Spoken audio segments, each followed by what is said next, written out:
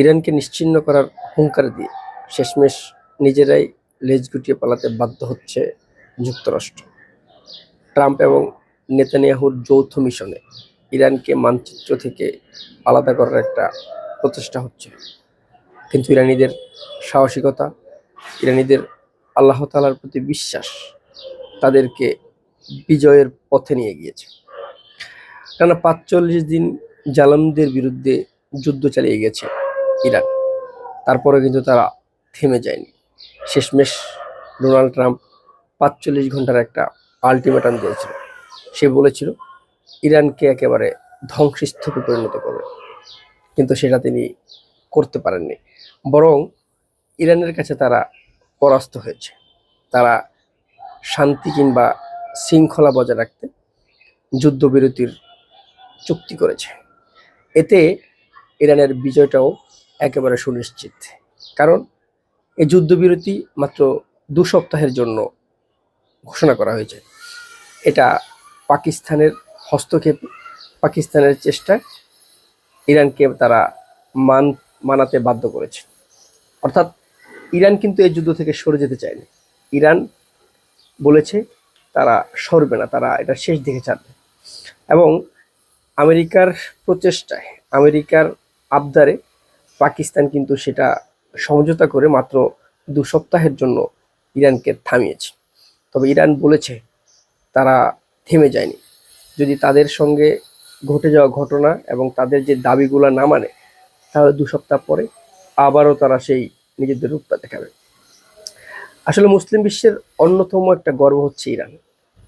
মাত্র এই ৪৫ দিন ইরান প্রমাণ করলো আল্লাহ তাআলা চাইলে পৃথিবীর পুরো শক্তিও কাউকে মাথা নত করতে পারে না। আল্লাহ তাআলার ইচ্ছাতেই ইরানের এই বিজয়টা। এই যে ১০টা শর্ত জুড়ে দিল, তারা ১০টা দাবি জানিয়েছে। ১০টা দাবি কিন্তু কঠিন দাবি। অর্থাৎ এই আমেরিকার মতো শাসক গোষ্ঠীর জন্য এটা পরাজয়। এই যে ৪৫ দিনের একটা সময় চাওয়া হচ্ছিল বিরতির জন্য, কিন্তু ইরান মানেনি। ইরান বলেছে তারা ২ সপ্তাহের বেশি একদিনের সময় দিবে না, এবং তাদের কথা অনুযায়ী সেটা মানতে বাধ্য হয়েছে।